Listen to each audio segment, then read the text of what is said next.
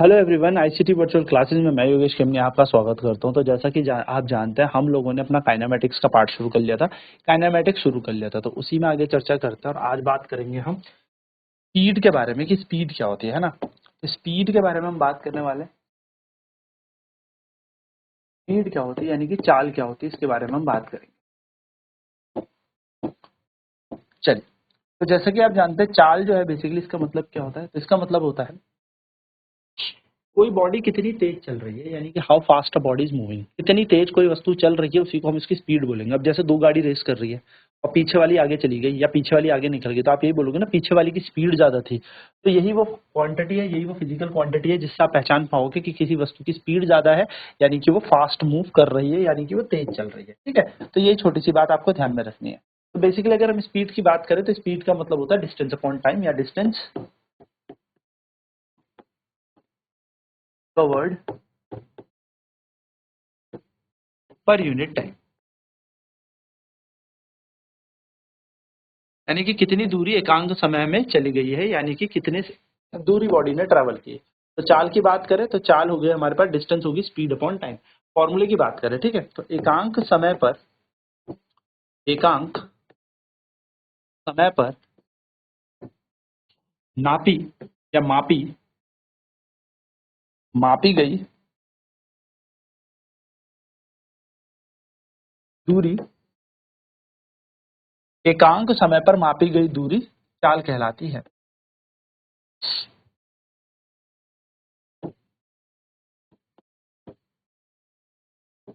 Right. तो अगर हम यहाँ पर बात करें डिस्टेंस की, डिस्टेंस का स्पीड का फॉर्मूला क्या होगा, स्पीड इज इक्वल्स टू हो जाता है हमारे पास डिस्टेंस अपॉन टाइम,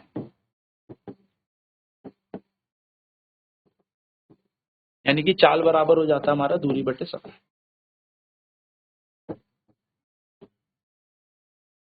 तो चाल बराबर हो गया दूरी बटे समय। ठीक है, चलिए अगर इस फॉर्मूले से ही हम बात करें तो हम जानते हैं unit, SI unit of distance.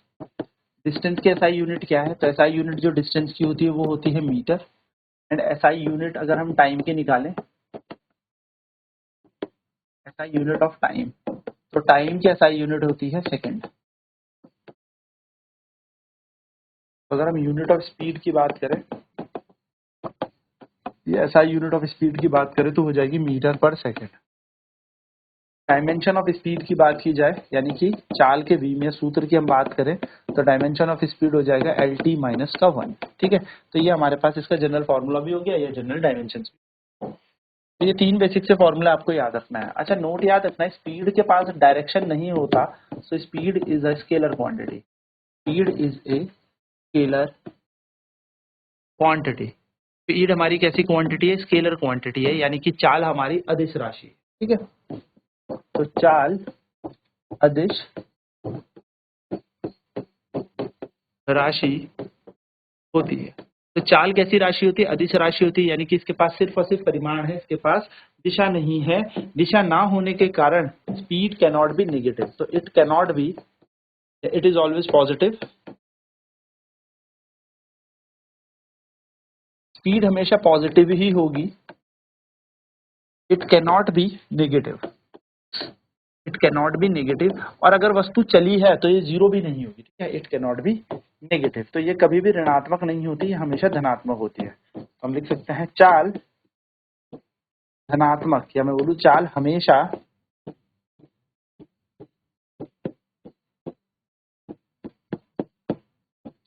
धनात्मक होती है, यह ऋणात्मक नहीं होती, यानी कि ये कभी भी नेगेटिव नहीं होगी, हमेशा पॉजिटिव ही होगी। ठीक है, चलिए एक सिंपल सा क्वेश्चन कर लेते हैं। A body moves 40 kilometre in 5 hour, find its speed. बहुत ही हल्का क्वेश्चन है बच्चों वाला, फटाफट से इसको सॉल्व कर देंगे, जिससे आपको थोड़ा सा स्पीड के बारे में अंदाजा लगे कि कैसे वैल्यूज पुट करनी है। एक वस्तु 5 घंटे में 40 किलोमीटर चलती है, फाइंड इज स्पीड, इसकी चाल ज्ञात करें। ठीक है, चलिए सॉल्व करते हैं इस क्वेश्चन को। तो सॉल्यूशन बहुत ही आसान है। गिवन डेटा लिखते हैं, क्या आपको दे रखा है, तो डिस्टेंस आपको यहाँ पर दे रखा है, यानी कि दूरी आपको दे रखी है। तो वस्तु ने कितनी दूरी तय की, दूरी बराबर है 40 किलोमीटर। कितने समय पर प्रवाह किया, तो यानी कि टाइम क्या दे रखा है, समय। तो हमें समय यहाँ पर दे रखा है t बराबर 5 घंटे। तो 5 घंटे में उसी वस्तु कितनी चली है, तो स्पीड इज इक्वल टू क्या निकालना है हमें, स्पीड यहाँ पर कैलकुलेट करनी है, यानी कि चाल हमें यहाँ पर ज्ञात करनी है। तो हम फॉर्मूला लिखेंगे, speed is equals to distance upon time,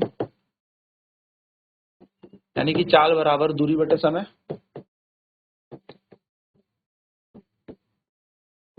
तो यदि चाल बराबर दूरी बटे समय होती है, तो हम लगाएंगे speed is equal to distance हमें दे रखा है, कितना दे रखा है यहाँ पर डिस्टेंस 40, यहाँ पे आ जाएगा dy/t। तो स्पीड इज इक्वल्स टू बन जाएगा 40 अपॉन में 5, 8 किलोमीटर पर घंटा, यानी कि स्पीड आ गई हमारे पास। मैं कह सकता हूं the body is moving with the speed of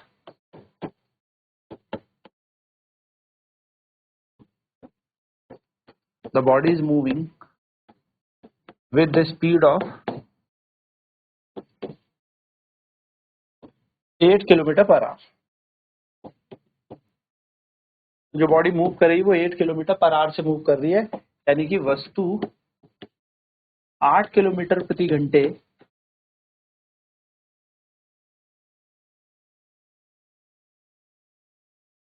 वस्तु 8 किलोमीटर प्रति घंटे की चाल से चल रही है। ठीक है, तो सिंपल तरीका है, इस तरीके से आप इसको निकाल सकते हैं। चलिए नोट करेंगे फटाफट।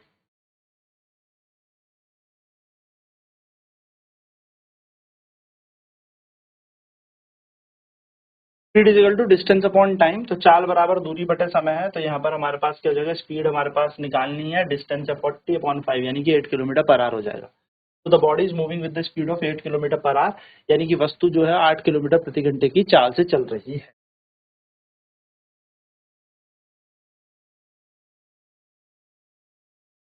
अच्छा, एक नोट छोटा सा याद रखिएगा,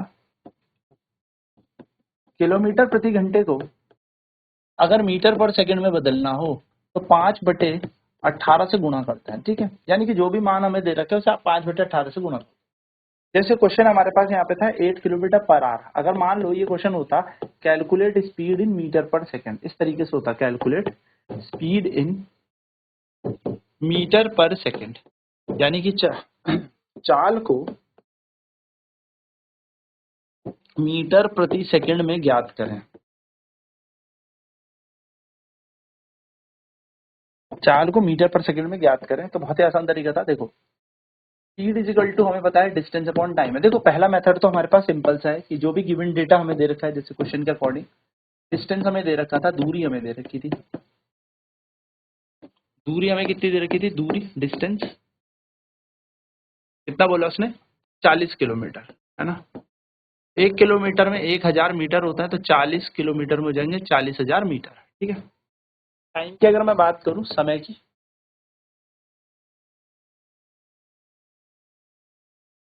अगर मैं बात करूं समय की, तो समय हमें यहाँ पे कितना दिया है, 5 घंटे। तो 5 घंटे हमें पता है 1 घंटे में 60 मिनट, तो 5 घंटे में होंगे 60 गुणा 60 सेकंड, है ना, हमारे पास सेकंड होंगे, या फिर 3600 गुणा 5 कर लीजिए। स्पीड हमें निकालनी है, तो स्पीड बराबर क्या होता है, फॉर्मूला डिस्टेंस अपॉन टाइम, यानी कि चाल बराबर क्या होता है, तो चाल बराबर होता है दूरी बटे समय। तो हम यहाँ पर क्या रखेंगे, चाल, स्पीड, दूरी कितनी है 40,000 और समय कितना है 5 गुणा 60 गुणा 60, है ना।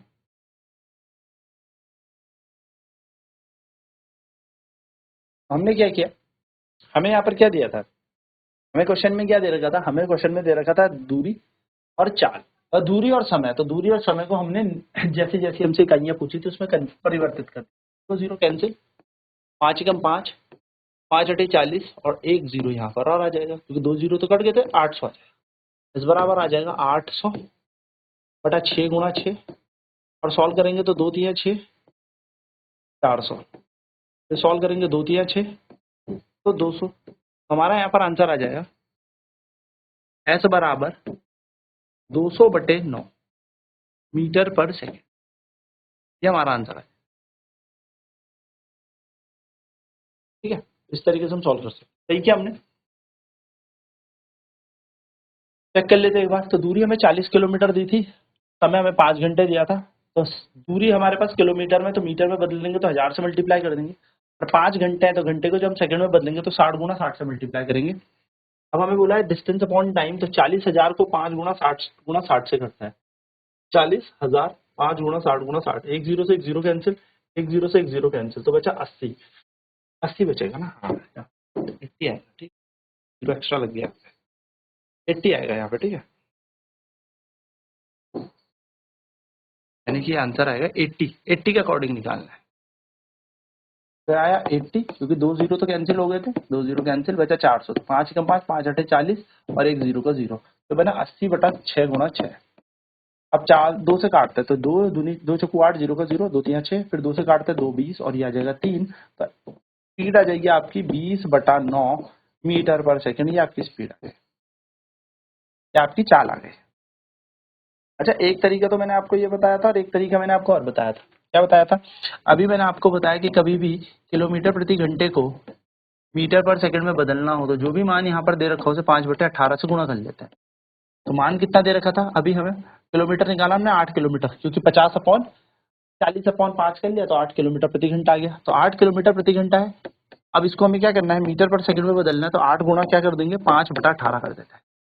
बस देखो, 2 4 8, 2 9 18। अब इसको सॉल्व तो होगा नहीं, तो 5 चौको 20 और डायरेक्ट 9, तो 20/9 मीटर पर सेकंड आपका सीधा आंसर आ जाएगा। तो आप ऐसे भी निकाल सकते हैं या फिर आप ऐसे भी निकाल सकते हैं। चलिए नोट करेंगे फटाफट।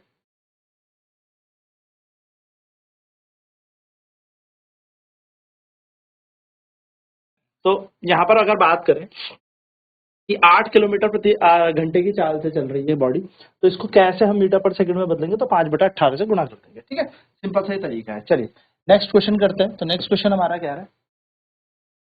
Body body moving with a speed of 60 kilometer per hour. Find the distance covered. Find the distance covered. A body is moving with a speed of 60 kilometer per hour. Find the distance covered by the body. Find the distance covered by the body in 10 hours. ठीक है, क्या कह रहा है?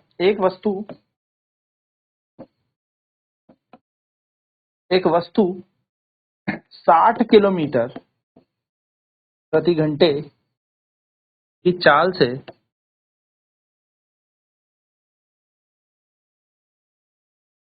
चलती है। यदि चलती है, इसके द्वारा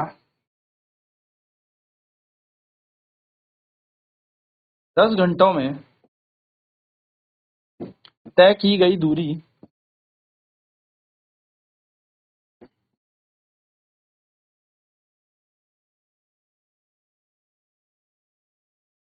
ज्ञात करें। ठीक है, ये हमसे क्वेश्चन पूछ रहा है। पहले सॉल्यूशन करते हैं। तो अगर हम देखें तो हमें यहाँ पर बोला है स्पीड दे रखी है बॉडी की ना, स्पीड ऑफ बॉडी हमें दे रखी है, स्पीड ऑफ द बॉडी, यानी कि वस्तु की चाल हमें दे रखी है। तो वस्तु की चाल हमें कितनी दे रखी है? 60 किलोमीटर प्रति घंटे। तो स्पीड हमने लिख दी 60 किलोमीटर पर आवर।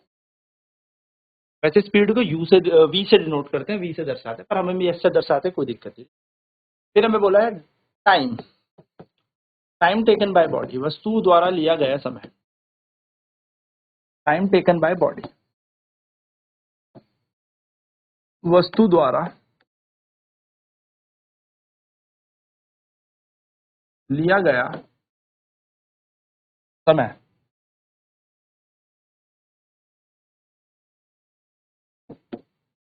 ठीक है, वो हो गया हमारे पास 10 घंटे। ठीक, अगर मैं डिस्टेंस निकालूं, डिस्टेंस यानी कि दूरी,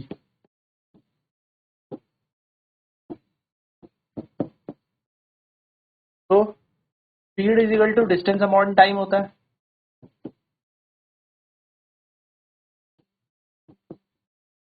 चाल बराबर दूरी बटे समय होता है। तो दूरी बराबर क्या हो जाएगा, स्पीड इनटू टाइम यानी कि चाल गुणा समय। बस फॉर्मूला लगा दीजिए, दूरी की जगह दूरी, चाल का मान कितना दिया है हमें 60 और समय दिया है 10, यानी कि ये चल जाएगा 600 किलोमीटर। तो 600 किलोमीटर ये बॉडी ट्रैवल कर रही है, तो हम कहेंगे the distance travel by the body 600 kilometre. The distance travelled by the body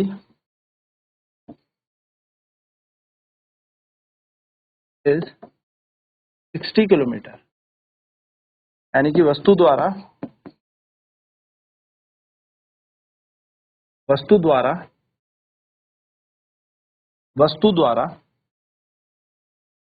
तय की गई दूरी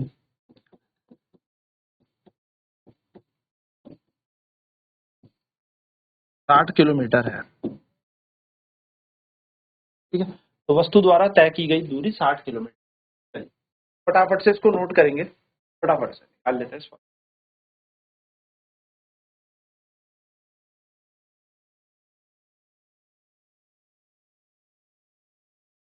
speed is equal to distance upon time, तो डिस्टेंस इज इक्वल टू हो जाएगा स्पीड इनटू टाइम, है ना। तो स्पीड हमें दे रखी है 60 और टाइम हमें दे रखा है 10, तो 60 गुणा 10 हो जाएगा 600 किलोमीटर। तो हम कहेंगे जो डिस्टेंस बॉडी ने ट्रैवल किया वो 600 किलोमीटर है, यानी कि 600 किलोमीटर है।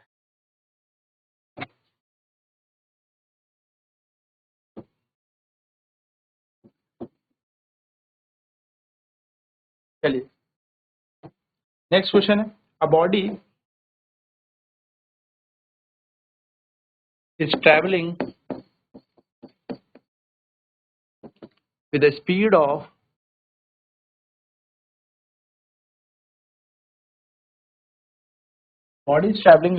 of 40 kilometre per hour. Find the time taken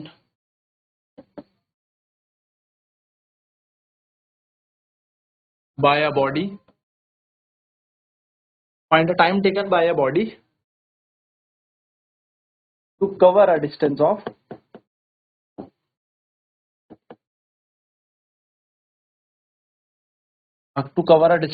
200 kilometre. देखिए कहते हैं एक वस्तु जो है वो 40 किलोमीटर प्रति घंटे की चाल से चल रही है। तो अगर हम स्पीड देखें, स्पीड ऑफ बॉडी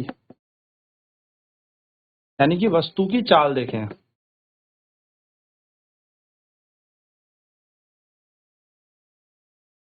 वस्तु की चाल देखें तो वो आ जाएगी हमारे पास 40 किलोमीटर प्रति घंटा।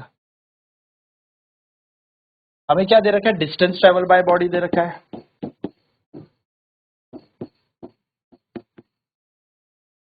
यानी कि दूरी हमें दे रखी है दूरी। तो दूरी बराबर कितना दे रखा है 200 किलोमीटर, और टाइम बराबर हमसे पूछा है कि समय कितना लगेगा, यानी कि समय कितना है। तो हम जानते हैं speed is equal to distance upon time होता है, सभी को पता है speed is equal to distance upon time. तो टाइम इज इक्वल टू क्या जाएगा, डिस्टेंस अपॉन स्पीड। डिस्टेंस कितना दे रखा है 200 और टाइम दे रखा है 40, सॉरी स्पीड दे रखी है 40 है ना, 40 किलोमीटर प्रति घंटा। तो ये दोनों के दोनों कट जाएंगे 5, तो टाइम आ जाएगा 5 घंटे। तो वस्तु ने 5 घंटे में ये दूरी तय की। तो आपको ये कॉन्सेप्ट क्लियर होगा। अब नेक्स्ट क्लास में हम बात करेंगे यहाँ पे टाइप्स ऑफ स्पीड की, यानी कि चाल के प्रकार की, कि किस तरीके से प्रकार, क्या क्या प्रकार हैं चाल के, टाइप्स क्या क्या हैं स्पीड के। तो आज की क्लास में इतना ही। आईसीटी वर्चुअल क्लासेस में जुड़ने के लिए धन्यवाद। आपका दिन शुभ हो।